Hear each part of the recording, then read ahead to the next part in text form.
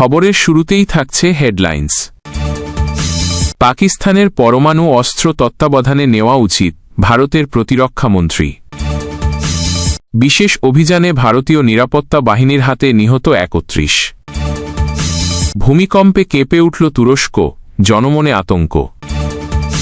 প্রথমবারের মতো তালেবান পররাষ্ট্রমন্ত্রীর সঙ্গে জয়শঙ্করের ফোনালাপ। প্রতিরক্ষা খাতে ৫০,০০০ কোটি রুপি বাজেট বাড়াচ্ছে ভারত। গাজায় হত্যাযজ্ঞের প্রতিবাদ।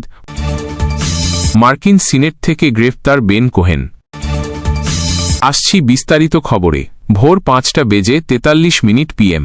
ভারতের প্রতিরক্ষা মন্ত্রী রাজনাথ সিং বৃহস্পতিবার বলেছেন, পাকিস্তানের পারমাণবিক অস্ত্র আন্তর্জাতিক পরমাণু শক্তি সংস্থার IAEA তত্ত্বাবধানে নেওয়া উচিত। এই মন্তব্য এমন এক সময় করা হল যখন দক্ষিণ এশিয়ার দুই পারমাণবিক শক্তিধর প্রতিবেশী দেশ কয়েক দশকের মধ্যে সবচেয়ে ভয়াবহ সামরিক সংঘাত থেকে কেবলই শান্তি চুক্তিতে পৌঁছেছে। রয়টার্সের খবরে এই তথ্য জানানো হয়েছে। গত সপ্তাহে ভারত পাকিস্তানে জঙ্গি ঘাঁটি লক্ষ্য করে হামলা চালায়, যা ছিল ভারত শাসিত কাশ্মীরে একটি হামলার জবাব। উভয় দেশ পরস্পরের আকাশসীমায় ক্ষেপণাস্ত্র ও ড্রোন পাঠানোর পর পরিস্থিতি উত্তপ্ত হয়ে ওঠে। শেষ পর্যন্ত একটি সমঝোতায় পৌঁছায় তারা। কাশ্মীরের শ্রীনগরে সেনাদের উদ্দেশ্যে ভাষণে রাজনাথ সিং বলেছেন, এরকম দায়িত্বজ্ঞানহীন ও বিদ্রোহী একটি দেশের হাতে পারমাণবিক অস্ত্র কতটা নিরাপদ আছে। তিনি আরও বলেন, আমার মনে হয় পাকিস্তানের পারমাণবিক অস্ত্র আন্তর্জাতিক পরমাণু শক্তি সংস্থার IAEA তত্ত্বাবধানে নেওয়া উচিত। এই মন্তব্যের জবাবে পাকিস্তানের পররাষ্ট্র মন্ত্রণালয় এক বিবৃতিতে কড়া প্রতিক্রিয়া জানিয়েছে। তারা এক সামাজিক মাধ্যমে পোস্টে বলেছে, ভারতের এই বক্তব্য তাদের অনিরাপত্তা প্রকাশ করে। উল্লেখ্য, IAEA international atomic energy agency জাতিসংঘের একটি সংস্থা যা বিশ্বের পরমাণু কর্মসূচিগুলো তদারকি করে যেন সেগুলো শান্তিপূর্ণ উদ্দেশ্যে ব্যবহৃত হয়। ভারত ও পাকিস্তান ১৯৯৮ সালে পারমাণবিক পরীক্ষা চালিয়ে পরমাণু শক্তিধর রাষ্ট্রে পরিণত হয়। দীর্ঘদিনের বৈরিতার কারণে এই অঞ্চল বিশ্বের অন্যতম ঝুঁকিপূর্ণ পারমাণবিক সংঘাতের কেন্দ্রবিন্দু হয়ে উঠেছে। বিবৃতিতে বলা হয়েছে, ভারতে পারমাণবিক ও তেজস্ক্রিয় উপাদানের চুরি এবং অবৈধ লেনদেনের ঘটনা বারবার ঘটেছে, যা একটি সক্রিয় কালোবাজারের অস্তিত্বের ইঙ্গিত দেয়। এই পরিপ্রেক্ষিতে পাকিস্তান আন্তর্জাতিক সম্প্রদায় এবং IAEA এর কাছে আহ্বান জানিয়েছে, ভারতের পারমাণবিক নিরাপত্তা পরিস্থিতি নিয়ে একটি পূর্ণাঙ্গ ও স্বচ্ছ তদন্ত পরিচালনা করা হোক। একই সাথে ভারতের প্রতি আহ্বান জানানো হয়েছে যেন তারা নিজেদের পারমাণবিক স্থাপনাগুলোর নিরাপত্তা নিশ্চিত করে। নকশালবাদের বিরুদ্ধে অভিযানের অংশ হিসেবে ৩১ মাওবাদী বিদ্রোহীকে হত্যা করেছে ভারতীয় নিরাপত্তা বাহিনী। এই অভিযানকে দেশটির স্বরাষ্ট্রমন্ত্রী অমিত শাহ নকশালবাদের বিরুদ্ধে বৃহত্তম অভিযান বলে অভিহিত করেছেন। বুধবার অমিত শাহ সামাজিক মাধ্যমে জানিয়েছেন, ছত্তিশগড় এবং তেলেঙ্গানার সীমান্তে কারেগুত্তালু পাহাড়ে এই অভিযান চালানো হয়েছে। কাতার ভিত্তিক সংবাদ মাধ্যম আল জাজিরার এক প্রতিবেদনে এই তথ্য জানানো হয়েছে। এই অভিযানে অংশ নেয় দেশটির নিরাপত্তা বাহিনীর অন্তত ২৬,০০০ সদস্য। স্বরাষ্ট্র মন্ত্রণালয়ের এক বিবৃতিতে বলা হয়েছে, এই অভিযানে এখন পর্যন্ত মোট ২১৪টি নকশাল আস্তানা এবং বাংকার ধ্বংস করা হয়েছে। তল্লাশির সময় শত শত বিস্ফোরক উদ্ধার করা হয়েছে বলেও বিবৃতিতে জানানো হয়েছে। ৩ সপ্তাহ ধরে চলা এই সেনা অপারেশন ছিল মূলত নকশাল বিদ্রোহী গোষ্ঠীগুলোর বিরুদ্ধে ভারতের চলমান অভিযানের অংশ। ১৯৬৭ সালে শুরু হওয়া একটি অতি বাম মাওবাদী এই আন্দোলনের বিরুদ্ধে বরাবরই দমননীতি প্রয়োগ করে ভারত। আল জাজিরা বলছে, নকশালরা এই অঞ্চলের উপজাতি জনগণের অধিকার রক্ষার জন্য লড়াই করে আসছে।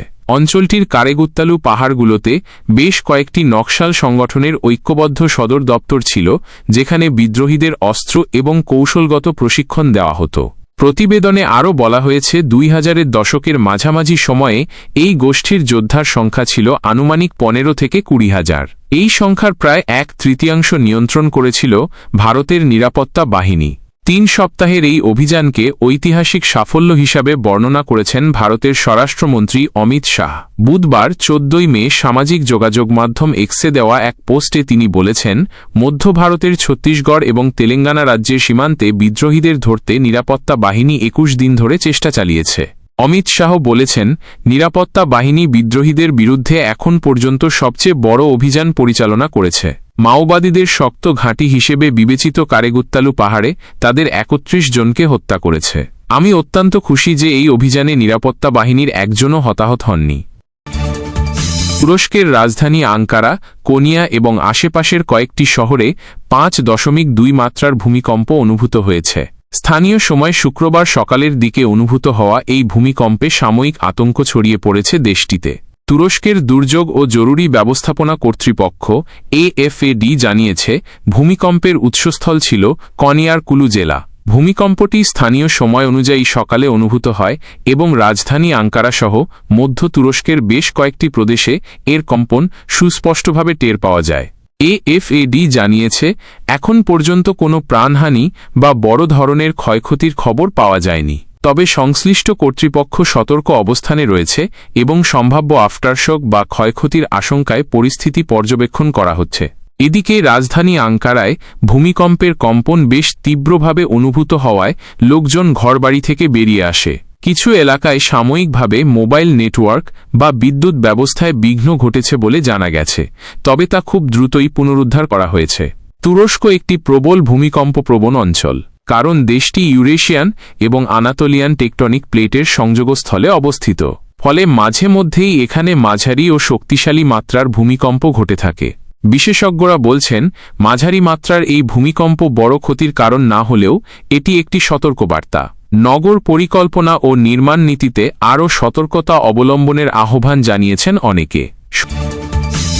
ভারতের পররাষ্ট্রমন্ত্রী এস জয়শঙ্কর বৃহস্পতিবার 15 মে তালেবান সরকারের ভারপ্রাপ্ত পররাষ্ট্রমন্ত্রী আমির খান মুত্তাকির সঙ্গে ফোনালাপ করেছেন। বলা হচ্ছে এটি আফগানিস্তানের তালেবান প্রশাসনের সঙ্গে ভারতের প্রথম মন্ত্রী পর্যায়ের যোগাযোগ। ভারতীয় সংবাদ মাধ্যম NDTV শুক্রবার 16 মে এক প্রতিবেদনে এই তথ্য জানিয়েছে। প্রতিবেদন অনুযায়ী আফগানিস্তানের তালেবান সরকার কাশ্মীরের পেহেলগামে বন্দুক হামলার ঘটনায় নিন্দা জানানোর কয়েকদিন পরই মুত্তাকির সঙ্গে জয়শঙ্করের ফোনালাপ হল। যদিও আফগানিস্তানের তালেবান সরকারকে এখনও আনুষ্ঠানিকভাবে স্বীকৃতি দেয়নি নয়াদিল্লি। ফোনালাপের কিছুক্ষণ পরেই সামাজিক যোগাযোগ মাধ্যম এক্সে একটি পোস্টে জয়শঙ্কর লেখেন, আজ 15 মে সন্ধ্যায় আফগানিস্তানের ভারপ্রাপ্ত পররাষ্ট্রমন্ত্রী আমির খান মুত্তাকির সঙ্গে ভালো আলোচনা হয়েছে। পেহেলগাম সন্ত্রাসী হামলার ঘটনায় তিনি যেভাবে নিন্দা করেছেন তার জন্য আমি গভীরভাবে কৃতজ্ঞ। তিনি আরও লেখেন, মিথ্যা ও ভিত্তিহীন প্রতিবেদনের মাধ্যমে ভারত আফগানিস্তানের মধ্যে অবিশ্বাস তৈরির সাম্প্রতিক প্রচেষ্টার প্রতি মুত্তাকির দৃঢ় প্রত্যাখ্যানকেও স্বাগত জানিয়েছি। তালেবানের যোগাযোগ বিষয়ক পরিচালক হাফিজ জিয়া আহমেদের মতে ফোনালাপের সময় আমির খান মুত্তাকি জয়শঙ্করকে আফগান নাগরিকদের, বিশেষ করে যারা চিকিৎসার জন্য আবেদন করছেন, তাদের জন্য আরও ভিসা দেওয়ার অনুরোধ করেছেন। তিনি আরও উল্লেখ করেছেন, এই বৈঠকে দ্বিপাক্ষিক বাণিজ্য, ভারতীয় কারাগারে থাকা আফগান বন্দীদের মুক্তি ও প্রত্যাবর্তন এবং ইরানের চাবাহার বন্দরের উন্নয়ন নিয়ে আলোচনা হয়েছে। এর আগে গত 27 এপ্রিল তালেবান সরকারের শীর্ষ কর্মকর্তাদের সঙ্গে বৈঠক করেন ভারতীয় পররাষ্ট্র মন্ত্রণালয়ের বিশেষ প্রতিনিধি তথা যুগ্ম সচিব আনন্দ প্রকাশ। কাবুলে আফগান ভারপ্রাপ্ত পররাষ্ট্রমন্ত্রী আমির খান মুত্তাকির সঙ্গে বৈঠক করেন তিনি। অপারেশন সিঁদুরের জন্য প্রতিরক্ষা খাতে ভারতের বাজেট 50,000 কোটি রুপি বাড়তে পারে।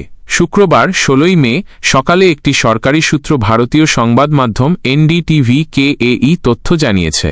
সূত্রটি আরও জানিয়েছে সম্পূরক বাজেটের মাধ্যমে এই বৃদ্ধি সামগ্রিক প্রতিরক্ষা বরাদ্দের চেয়ে 7 লাখ কোটি রুপি বেশি হবে।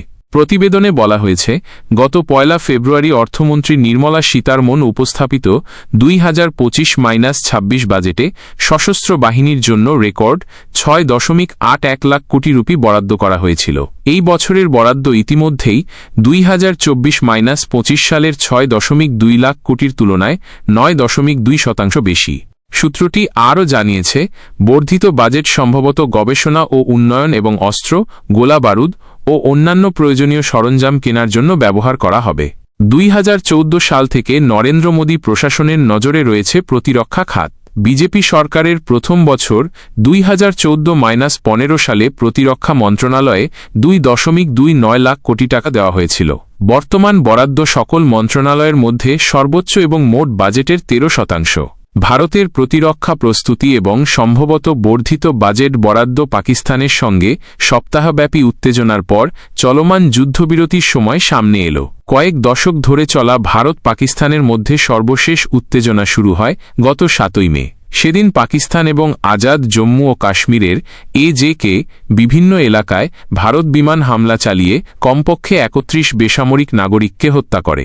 পাল্টা জবাবে পাকিস্তান ভারতের ৫টি যুদ্ধবিমান ভূপাতিত করে, যার মধ্যে ৩টি রাফায়েল। এছাড়া কয়েক ডজন ড্রোনও ধ্বংস করে ইসলামাবাদ।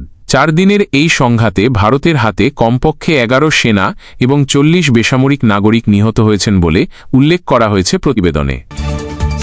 ফিলিস্তিনের গাজা উপত্যকায় চলমান হত্যাযজ্ঞের বিরুদ্ধে প্রতিবাদ জানানোর কারণে মার্কিন সিনেট থেকে গ্রেফতার করা হয়েছে আইসক্রিম কোম্পানি বেন অ্যান্ড জেরির সহপ্রতিষ্ঠাতা এবং প্রবীণ প্রগতিশীল অ্যাক্টিভিস্ট বেন কোহেনকে। পরবর্তীতে অবশ্য তাকে ছেড়ে দেওয়া হয়। মার্কিন ক্যাপিটল পুলিশ জানিয়েছে কোহেনের বিরুদ্ধে একটি অপকর্মের অভিযোগ আনা হয়েছে।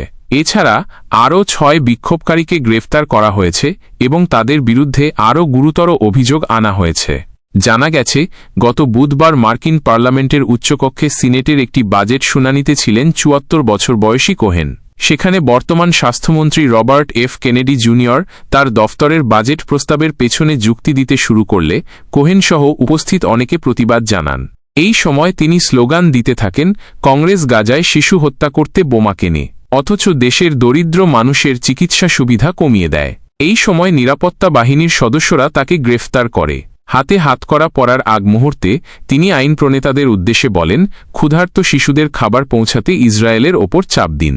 পরবর্তীতে মুক্তি পাওয়ার পর বেন কোহেন বলেন, ঘটনাটি এমন পর্যায়ে পৌঁছেছে যেখানে আমাদের কিছু একটা করতেই হতো।